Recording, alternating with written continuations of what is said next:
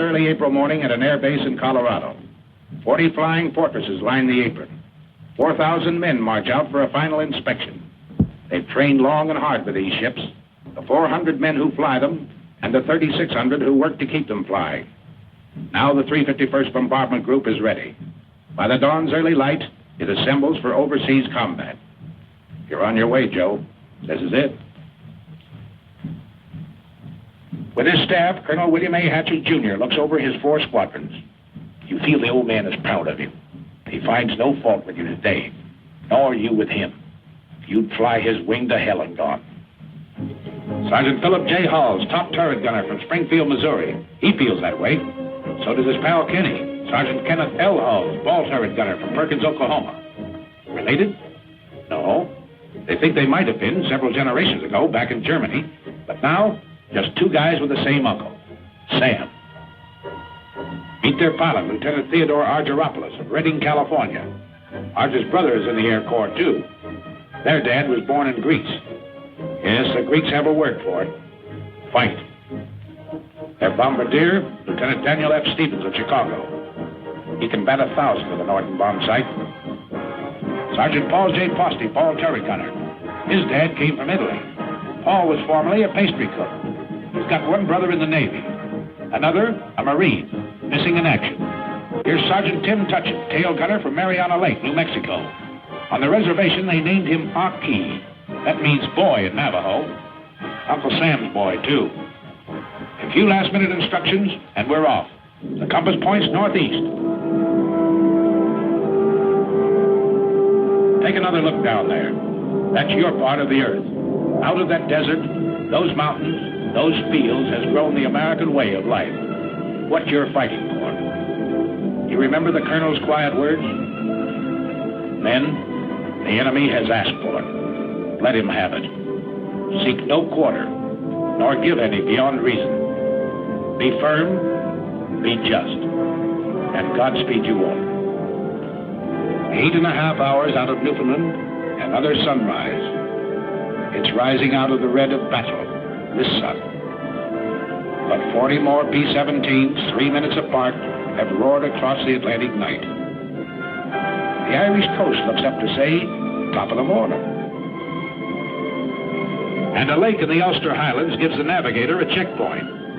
Off the Scottish coast, Dernya Craig is a signal for right rudder south, across the English Midlands. Pilots are impatient with lack of sleep. Head up, boy. Pour on the coal. Let's get there.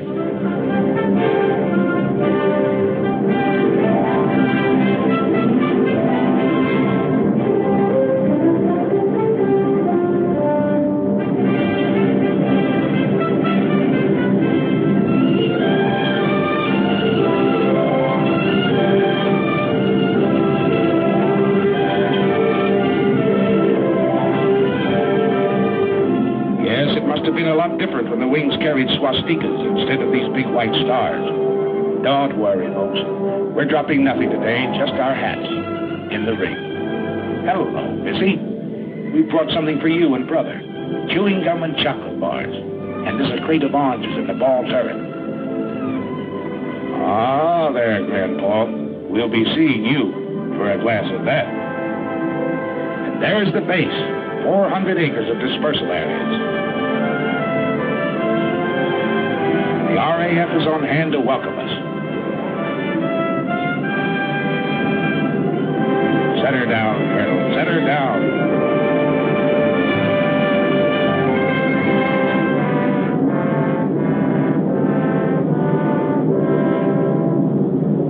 The 351st becomes part of the 8th Air Force. We've reached the battlefront. The combat crews move into English barracks. They give them those simple, quiet names for which Americans are famous.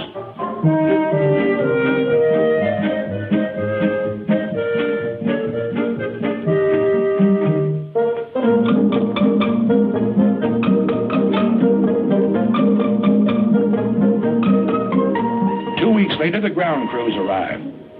Hiya, Gus. Great boat trip, huh? Only 7 days and without any escort, too, See any submarines? Oh, 100 of them, huh? Well, I guess you want to know, Gus. They tell me you was hanging over the rail all the way.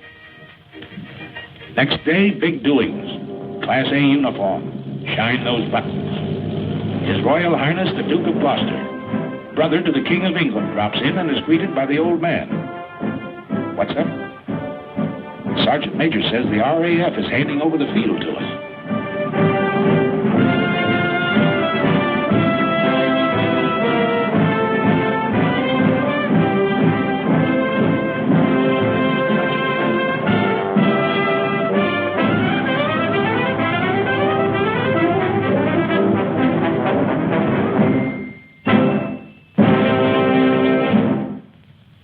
On behalf of the Air Ministry, I hand over this aerodrome each with buildings and equipment for your safekeeping. It gives me great pleasure to accept this station on behalf of the United States Army Air Force.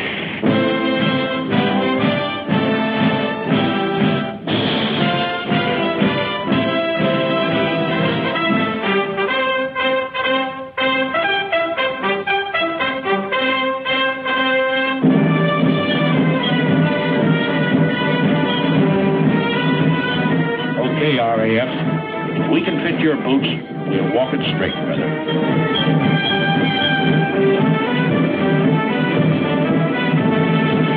Another surprise visitor, General Arnold himself, doing a world inspection flight. He tells you you've got a tough assignment. This is one head man who knows and doesn't kid you. We have the privilege to meet General Aker, Commanding General, 8th Air Force. Hi, sir. Yeah, glad to see you. How are you coming to this camera training film of yours? Well, it's a little early to tell yet, sir, but we're turning a camera on everything and everybody. Well, I know what General Arnold had in mind in having you make this gunnery picture. Captain Gable, our gunners are already the best in the business. But if they were only 10% better, it'd cost the Germans another 100 fighters a month. So fire away, gunners. Plenty more practice before that first mission. The sleeve is a forked wolf. Track him. If you don't, he might get you, and you might have to bail out. Over the channel, perhaps. But if you do, a Spitfire of the Air Sea Rescue Service is bound to spot you. A stubborn, tough gang, this outfit. They'll go after you any time, any place. They picked up men 3 miles off the French coast with Heine defense batteries screaming, "No, you don't." Their answer is always, "Sorry, old boy. We will."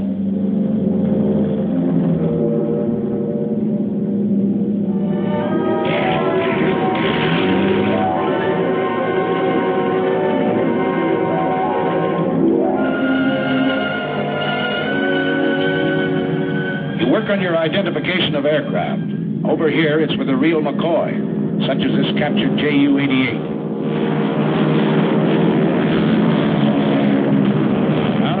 There it is, everything up forward, punched under the nose. But the Canadian pilot says it's a sweet flying ship. Yes, sir, a dangerous all-purpose aircraft. Or the Heinkel 111K. Here he's a bad hombre, but he makes good airplane, gentlemen. These will be a happy sight in days to come. Your fighter escort. That big barrel nose job, circled in white. Your own American P-47, the Thunderbolt, side by side with a graceful spit. These are what you don't shoot at. You hear daily lectures on security given by Major Scott, your Scotch-born intelligence officer. Let's stop kidding ourselves. This flying field is only 20 minutes from the battlefront. The dumb spies have all been shot. The smart ones are still living. And you may run into one of them tonight at the Red Lion pub. And if you go to the pub, remember, £1 is not $1, but $4. And that equals 20 shillings. 1 shilling equals 12 pennies, which equals 20 cents. 1 English penny equals 2 American pennies. And don't throw your pennies around. Major, seems to me the paper in this town is not very durable. What do you mean durable? Laugh at this one for 20 years.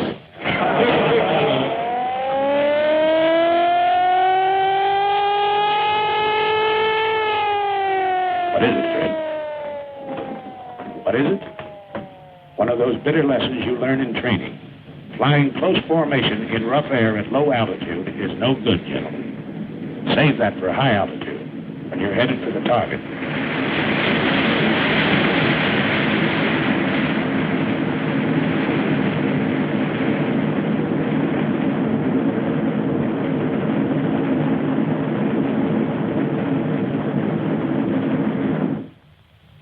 Next morning, we crawl out of the sack to find Britishers on the field again. Big Halifax bombers that had blasted Berlin during the night. Their own field was closed in by weather, so they dropped in on us for breakfast. Say, Percy, how's the yak over there? Rough? Oh, not half bad, Yank. Well, cheerio, lads. Thanks for the M&As. So long, Percy, old boy. We'll be finding out for ourselves one of these days.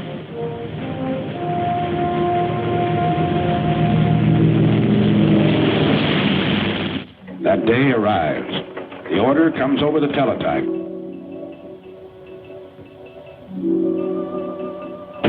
The communications clerk carries it to Colonel Milton, operations officer. To Colonel Burns, deputy commander. The old man is on the phone. Then in the briefing room. I'm summarizing. Remember, you route in to this DR point where you go northeast to avoid this black area. P-47 will escort you to about this point on the way in, and Spit 9 will meet you about here on the way out and escort you all the way home. And now the weather officer. Weather's plenty important. You'll probably have to go over and above the altitude that you're scheduled to fly, 23,000 feet. From the IP to the target, the winds will be very strong tailwinds, and your ground speed should be well about 260 miles an hour. The visibility is good everywhere east of that cold front, and the temperature at the target should be comparatively warm, minus 25 degrees centigrade.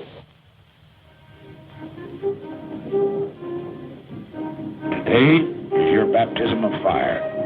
If Lieutenant Argyropoulos ever felt responsibility, he feels it now. In the armament shop, his crew is picking up their guns. Now remember, fellas, don't let them get too close trying for a sure kill. The main job is to bring these airplanes back.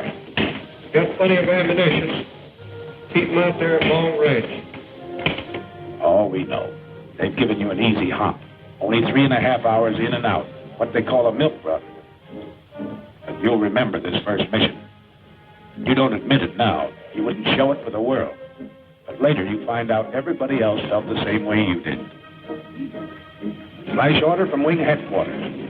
Wing wants 3 more ships added to the high group. 3 more bomb bays have to be loaded. Got to step on it. Positions in the formation change.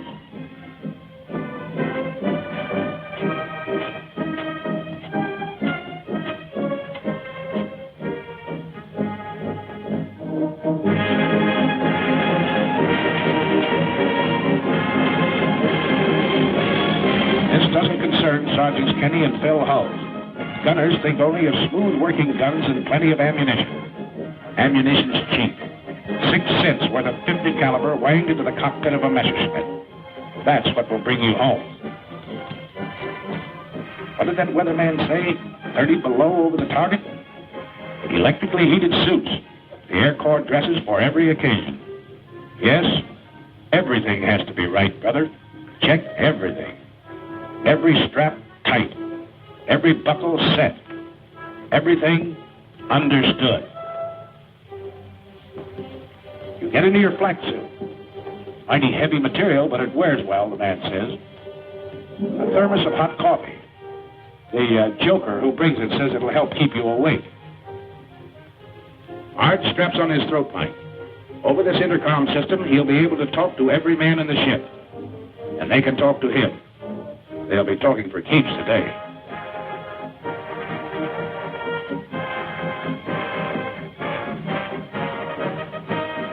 Well, that flare from the tower ought to be along any minute now. There it is. Start engines. Colonel's already been on missions with seasoned outfits. Today, he leads you on your first.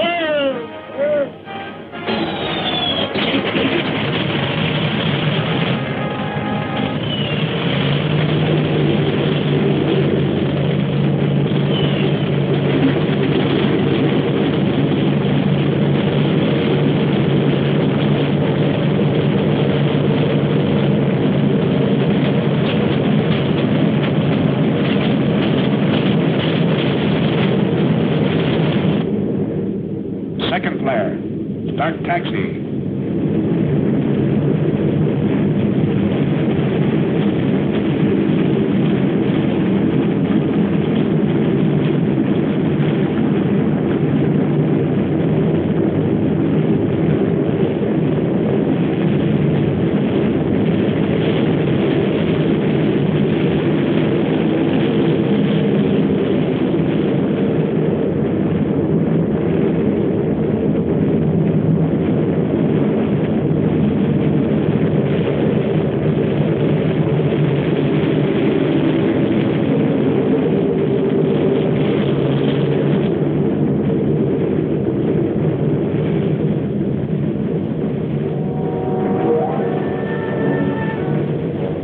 Punch wing to wing at the start of the runway. Easy now, slow. You'll cut somebody's tail off. Rev her up, but ride those brakes hard, Red. Roger. You keep your eye on the tower. Take off. The old man leans full on his throttle. At 15-second intervals, you follow.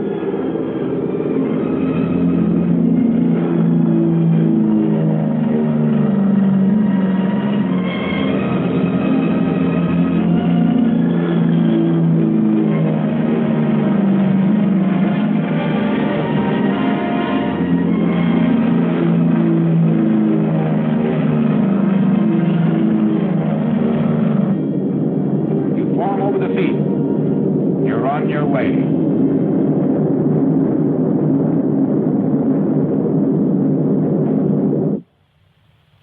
The rest of the outfit sits down to wait.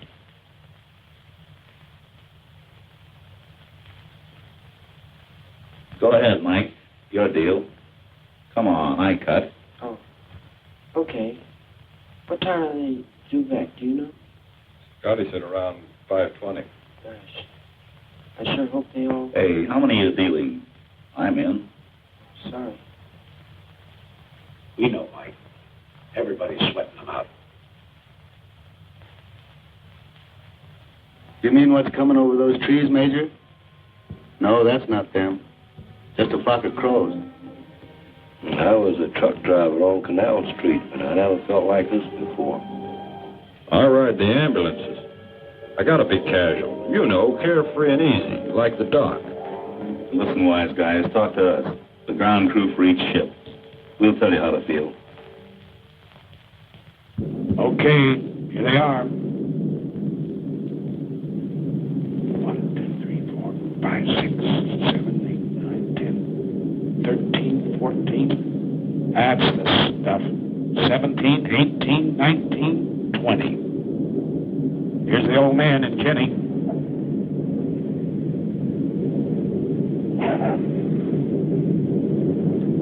Yeah, that's your ship, Corporal. You can uncross those fingers now. 627. That's Joe Frischholz. Hot, Joe, but you're a hot pilot.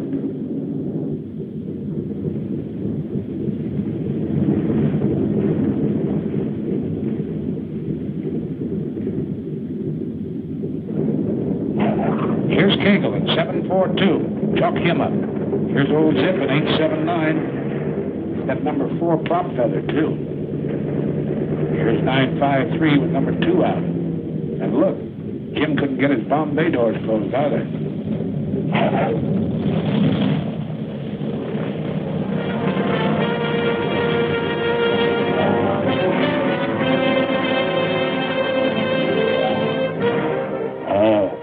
OK sign, huh, Sergeant? Must have laid him right on the nose. Yeah. Oldie says he saw him land right on the MPI. Nice bombing, Steve. That's from me, Pete Provenzali, your navigator.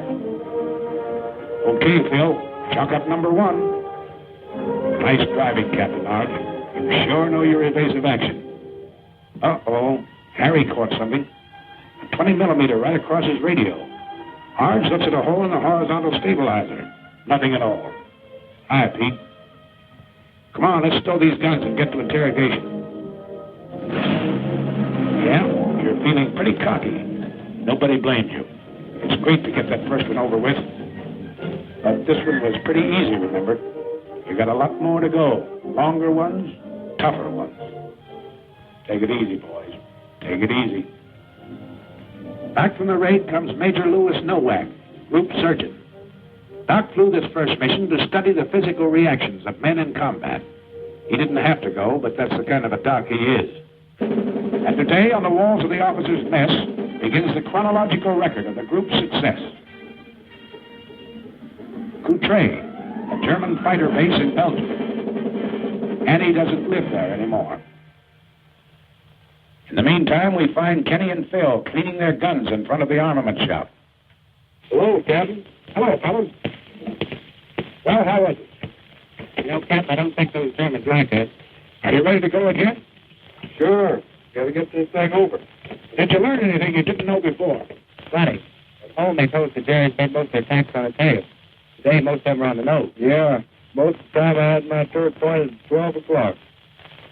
I must have fired 1,000 rounds. Let's go all these guns, Ken. All set?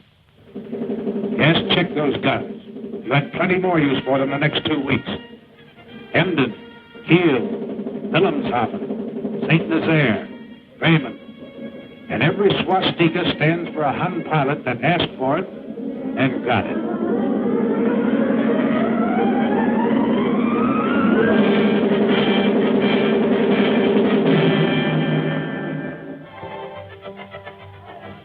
Came days when enemy targets were hidden by weather. So the more energetic of you found relaxation in peaceful combat. While the more studious men discussed tactical charts and maps, or something. But the more cultured of the group, like Kenny and Phil, went into the nearby villages to visit the quaint old cathedrals, churches and shops in the English countryside surrounding us. Or on days when they were confined near the base, the old cathedrals and shops would come out to see them.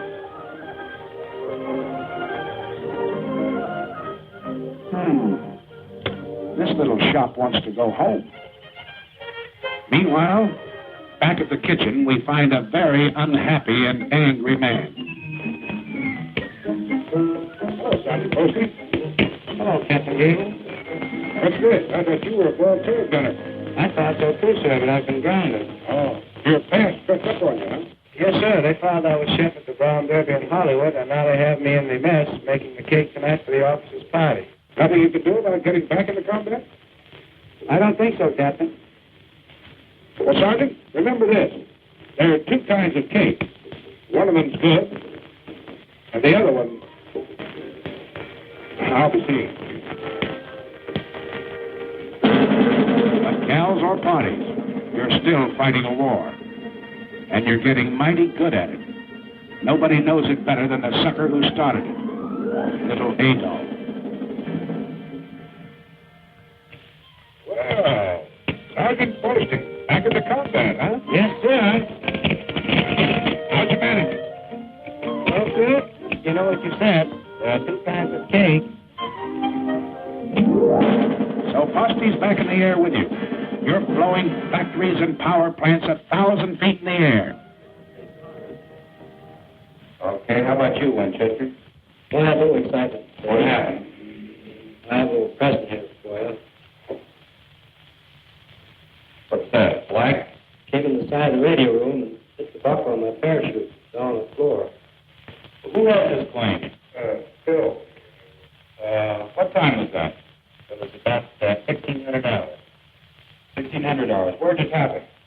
You know, that was It's right here, just east of us. East of Austin. We'll confirm that. I saw it. I confirmed it. After he fired it, came down and passed underneath their left wing and exploded right underneath it. Nobody's bailed out. And when you hand out punishment like this, you've got to take some, too. The day you got back from over Villacoublay, just outside of Paris, was plenty rugged. Signal flares. That means wounded aboard. What's tough about it was you had to bring your bombs back. You couldn't drop them. When you reached the target, you found it closed over by weather. That's an order when you're flying over France. No indiscriminate bombing. Just German installations.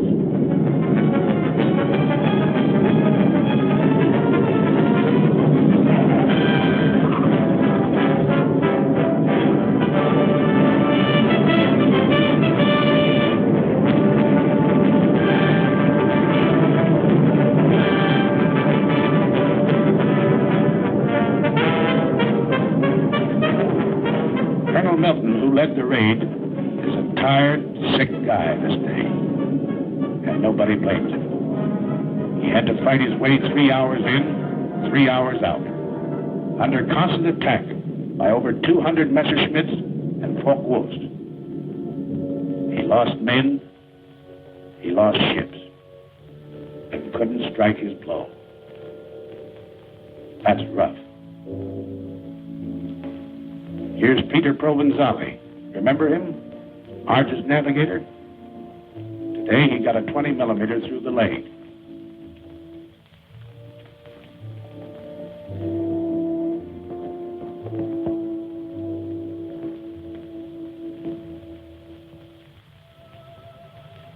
Control cable shot in two, but some wounded gunner wouldn't quit.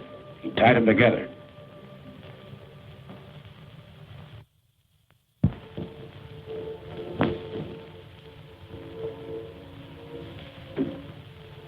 There. Both waist gunners, huh? The docs are working on them now. One's pretty bad.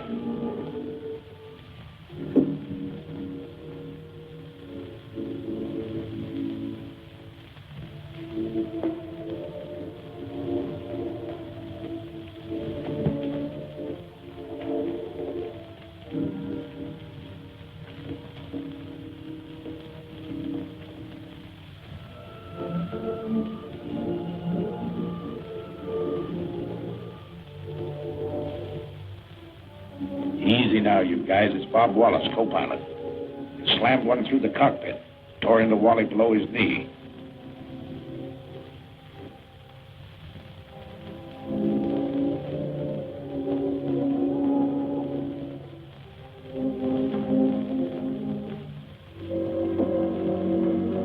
Bulletproof glass. Well, Sergeant, guess you live right. Yes, the bombardiers with their first aid kits had plenty of work today, crawling back through the bomb bays, trying to keep a steady hand in the rough going.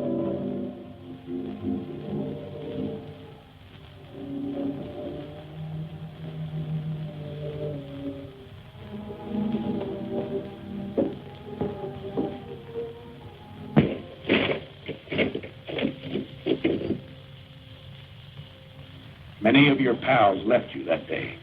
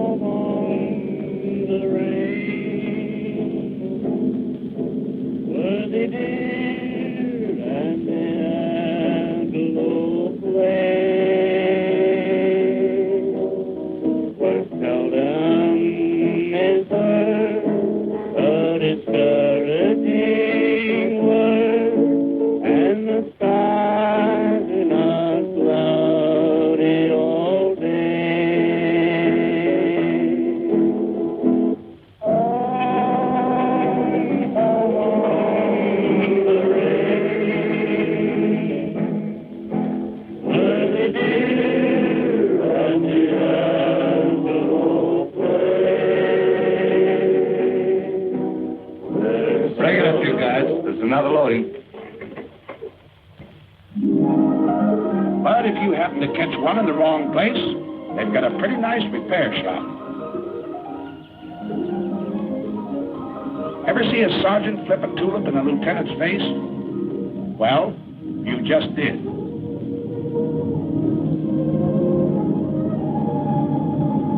Yeah, while the gang at the base carries on, you can take it easy for a while.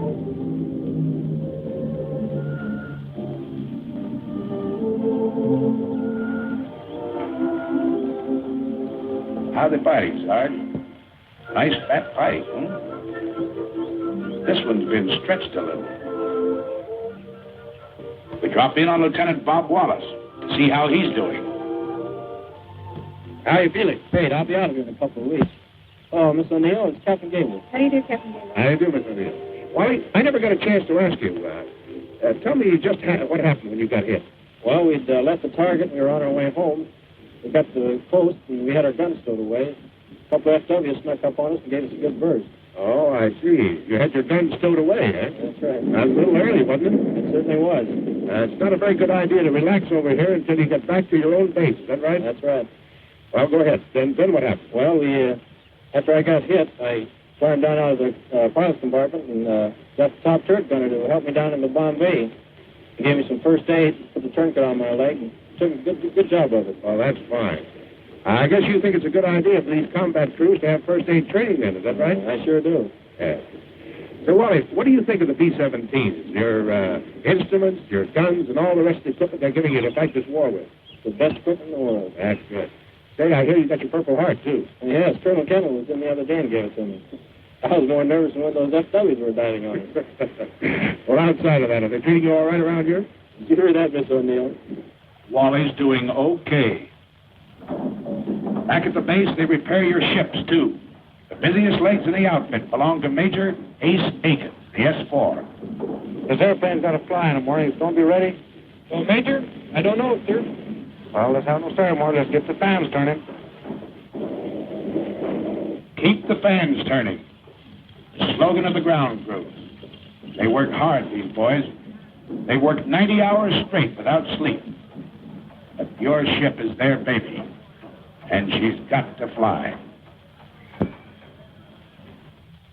And if you need to repair a few thoughts, Sunday's always a nice day for it, if there's no raid scheduled.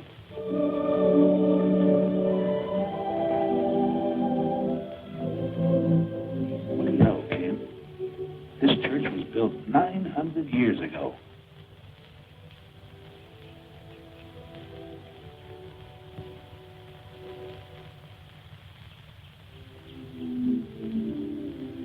Over at the hospital, Father O'Connor celebrates the Mass.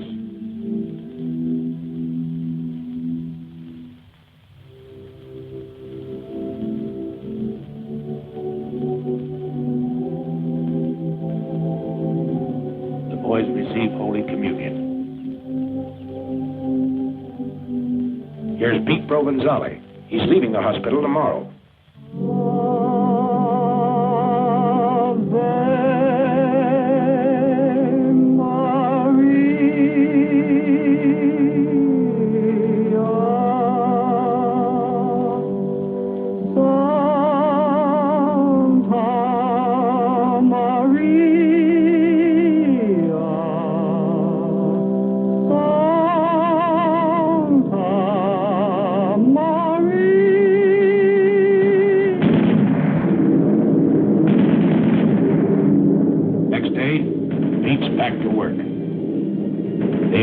Back to work. The 351st is still flying, Adolf.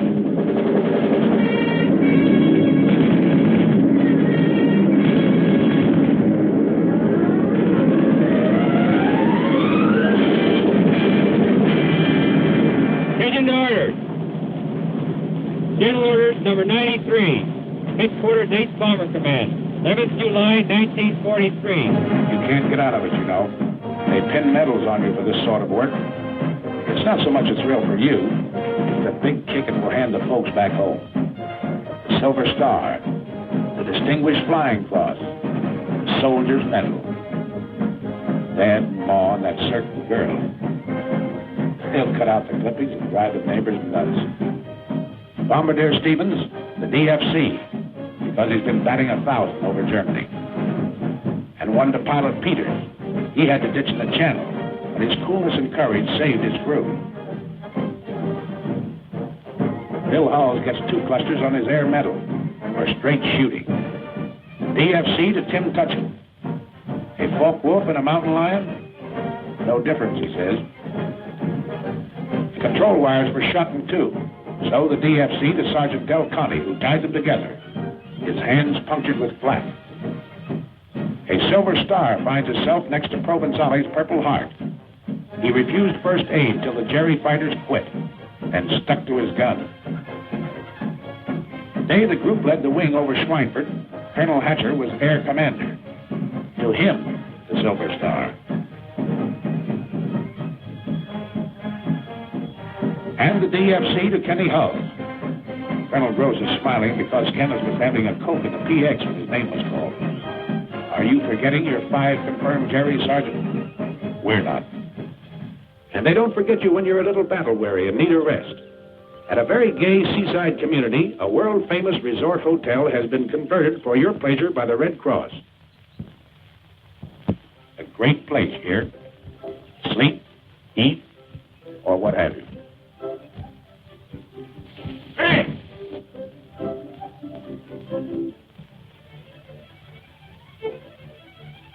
Not on your life, Clark. None of that here. Oh, but look, just a few shots. We're here for a rest. Right, you guys? Right. All right, then how's this? I'll follow him around with a silent camera for 1 day. Don't have to say a word. Good deal? Good deal. English Surrey with a fringe on top. Nice fringe. Carry you to the old swimming hole.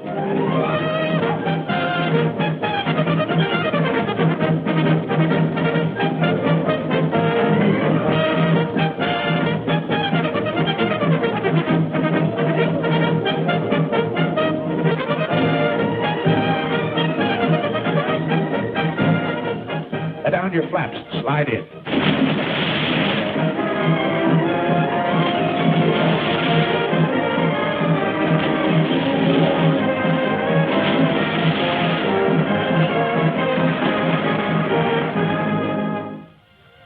Now let's see what the boys back at the base are doing. Why, they're getting a few laughs, too. We'll let the man who's handing them out tell you about it. Hello, everybody. This is Bob somewhere in good old Jolly Hope, laying a few eggs for the boys that really know how to lay them. Yes, sir, this is one of the happier cow pastures that we worked in over there in England. And look who's dancing. You know, I used to dance with Fred Astaire, but we couldn't get girls.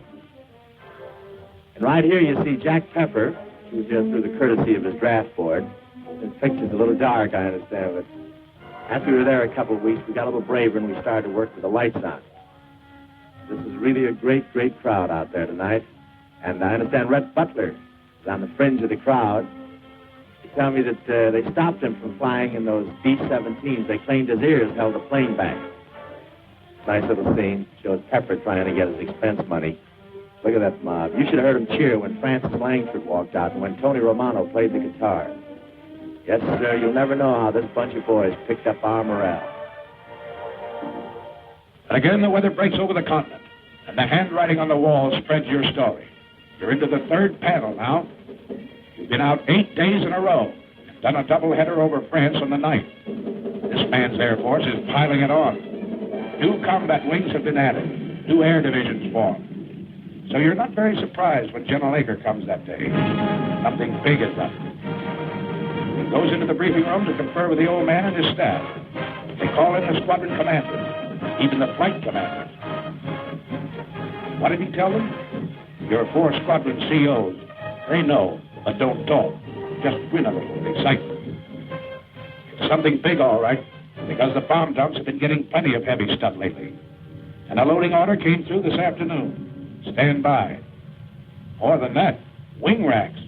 We're really going to pile it on.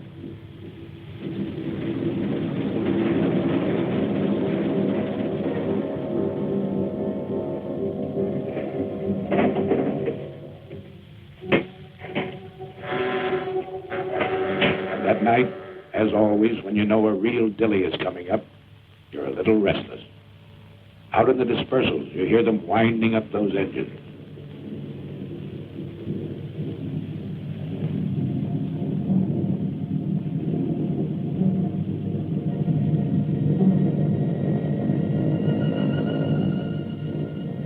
That's all right, ground crew. Make 'em sing. Make 'em sing good.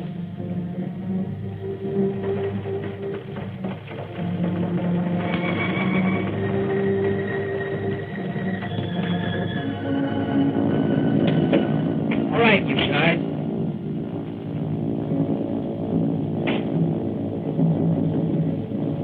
Practice at 3, briefing at 4.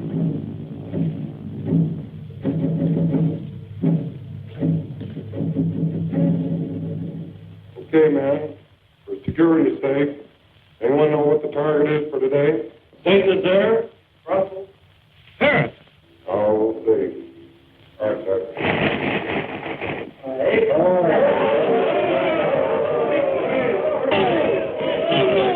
Frequency, do it. This was the longest penetration for this group. We've got an A+ target over here. We've got to get it. Okay, gentlemen. Stations are at 5:05. Start engines 6:05. Taxi at 6:15. Takeoff 6:30. Got it? That's all. Okay, man. Let's go get this target and we'll take the jet.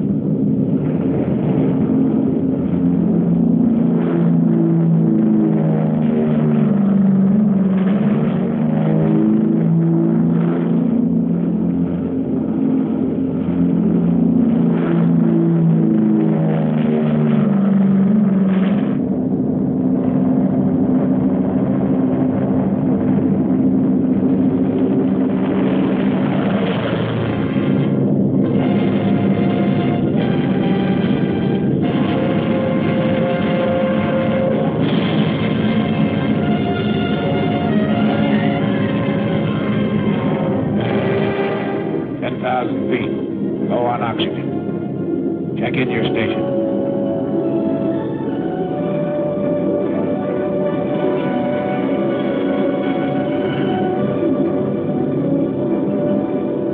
At the designated splicer point, still over friendly territory, rendezvous with other groups. Your combat wing banks into position. Then wing after wing, as far as the eye can believe, the attack formed. It heads for its assigned targets 500 miles away. Up until this moment, your fighter escort is still on the ground, guarding its limited fuel capacity. Now flight control gives a signal to the Thunderbolts. They climb upstairs to overtake you.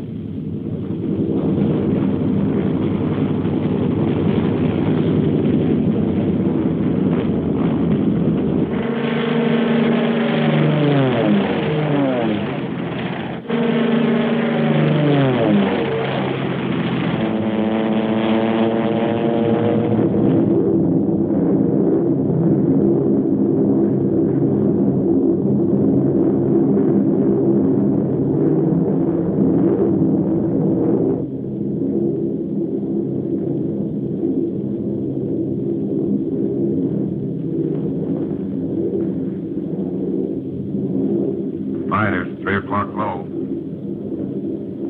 Watch it. That should be our escort. You're right, sir. 47s.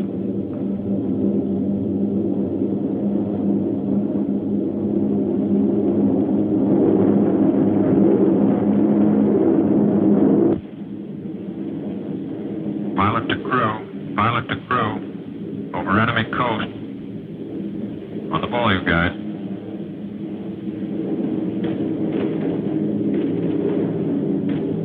Hey, get a load of that flag. Can't they throw it any higher than that? Where do you want to have it? In the bomb bay? Why don't you lean out and smell it? That's right, you guys. Laugh it off. Right now, a bum joke goes better than 2 fingers of rye. Around 3 hours out, Arge looks at his watch. He knows it's time for the fighter escort to turn back. From all over the ship, you watch them leave.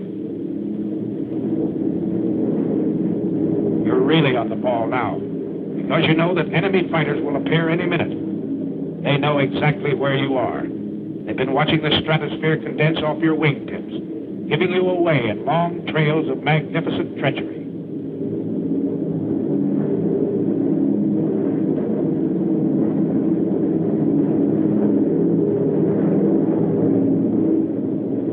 Okay, here they are. 9 o'clock high, enemy fighters. They'll take it 3 o'clock. Yes, at least those vapor trails work both ways.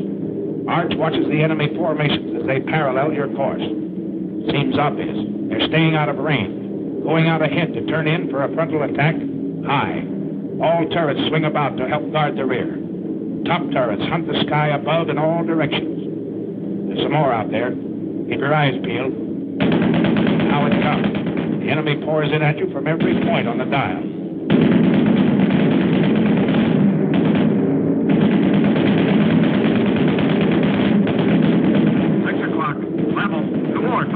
Watch it.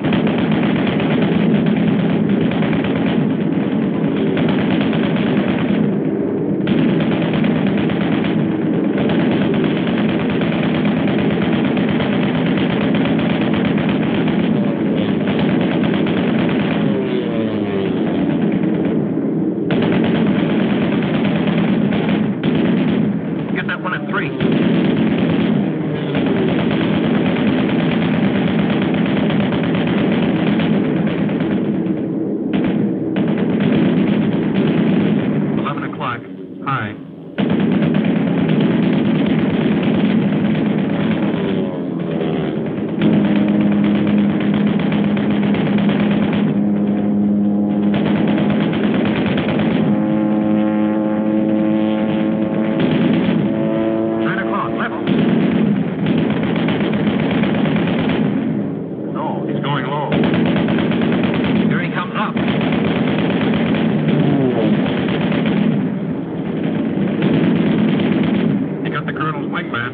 Smoking on number 4.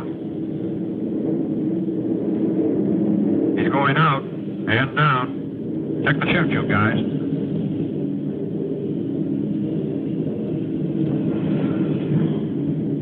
One chute out of the tail. 2 out of the waist. Another 2 points out of the nose. There's 2 more.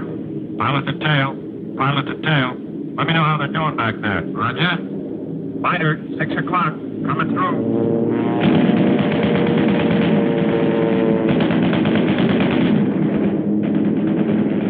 11 o'clock. Low.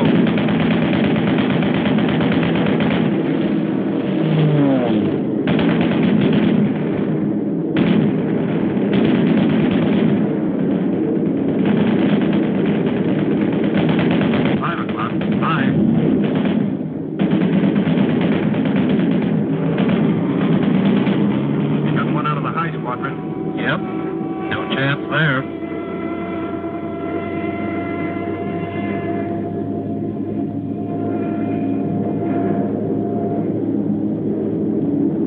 Two 190s, high. Somebody got one of them on the button. That jury pilot bailed out. He's not walking away from it.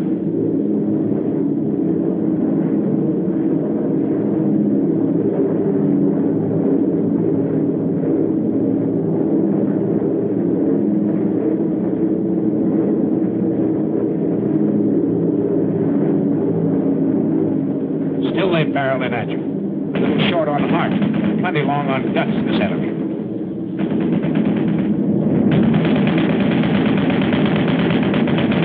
Another 17 hit. And again, you have to close the gap in the formation.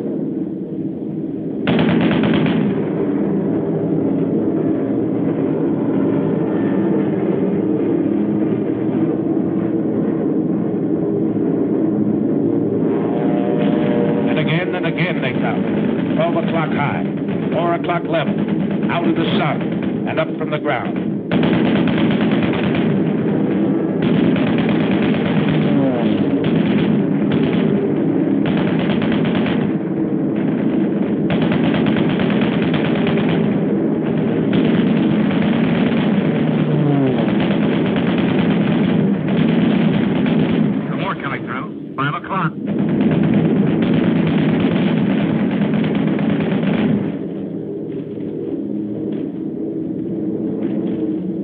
Crossing another flak area.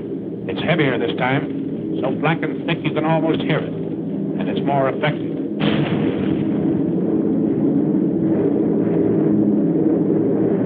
Shorty's been hit, feather number 4. Cover him all you can, everybody.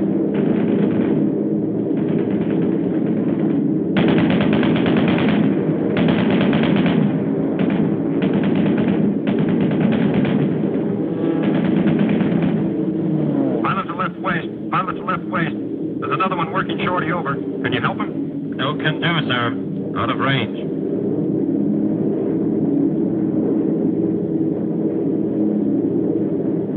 Beginning of smoke screens announces the approach to the target area. The enemy's been caught off guard. He's trying to cover up. Too late. In desperation, through his own flak, the final Hun fighter makes a pass at the low squadron. Driven off. But still,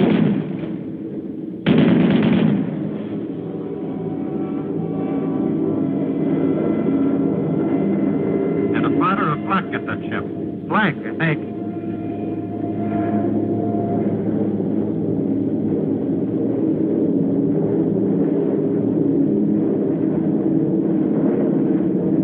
There it is. The flare out of the lead ship. Signal for the bomb run. This is your attack. All right, Steve. We're on the IP. She's yours. I got her.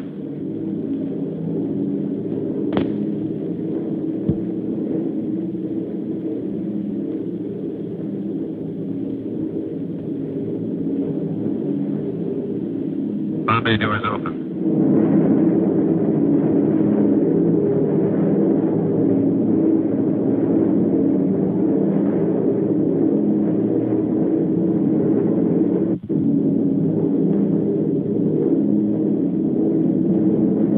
Make a good run now, Steve.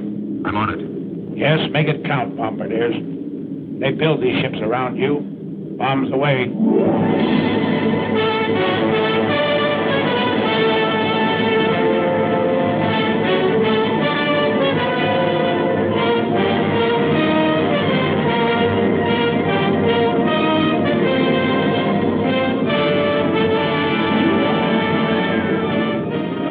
Picks out his MPI in the dock area. Let's go with the heavy stuff and the big incendiaries. The high group heads for the industrial section and hands out the same medicine.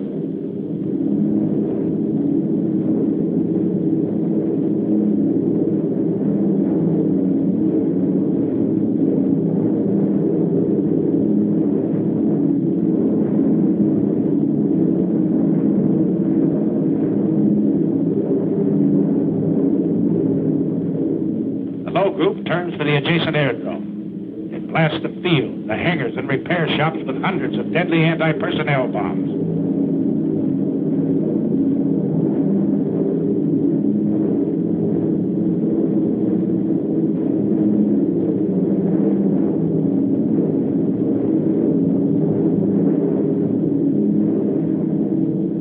A nice pattern, bombardier. Good deal.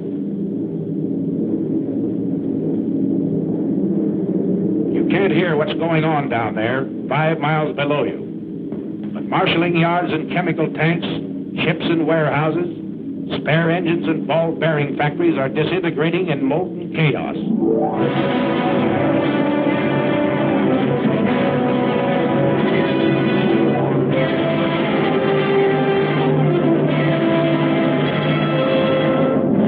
It's thunder out of the Alleghenies, Adolf. You said Americans were soft and decadent? Well, here's a red, white, and blue headache that'll help you change your mind.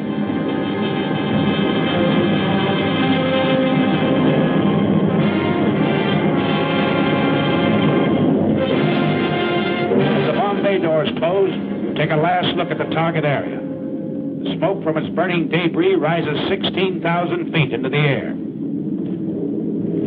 More flak. The aim's still good down there.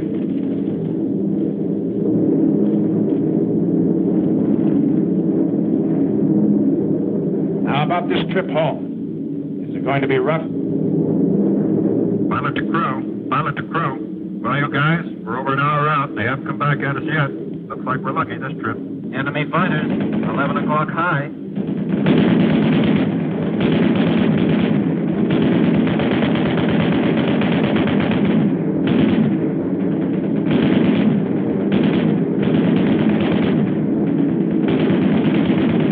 Another 1 o'clock high.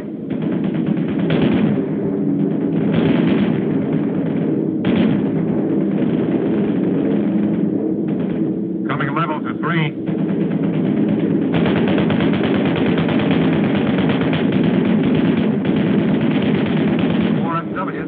High. You don't want it. ME, 110, 1 o'clock high.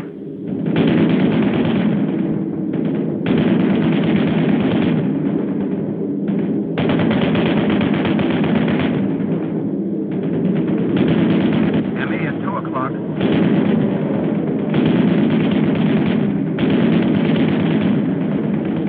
I got him. I'll say you did. Bailing out either. Another 110 at 10 o'clock. He's yours, kid.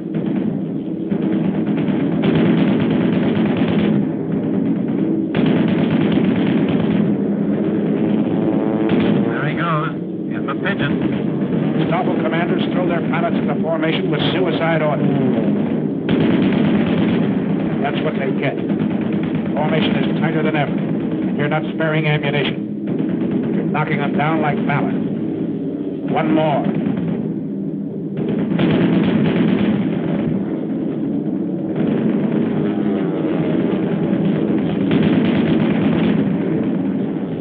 And another.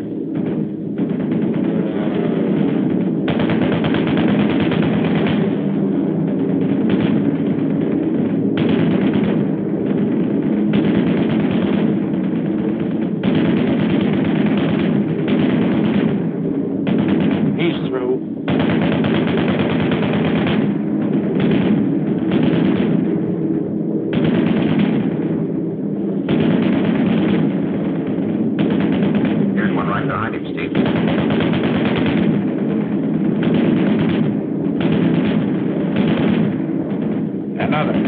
2 in a row for the boys up forward.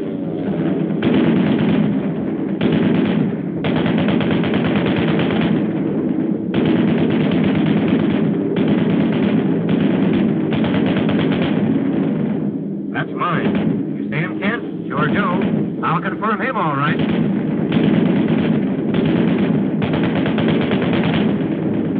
Get this 110. Pull her up, Mark. Pull her up.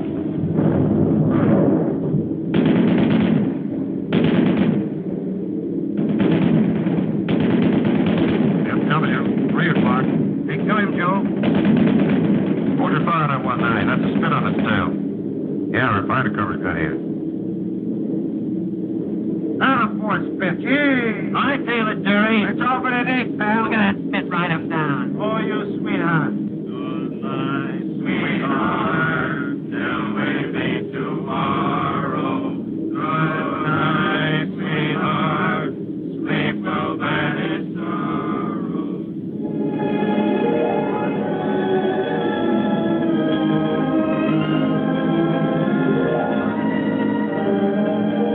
Your shadow on the undercast. The pilot's rainbow. Mission's end, but not the end of the battle. Fighting men from Maine to California still have a long, tough rainbow to travel. But they're looking the enemy right between his eyes. They're fighting him the American way, their American way of life. Enemy of America, look at these men.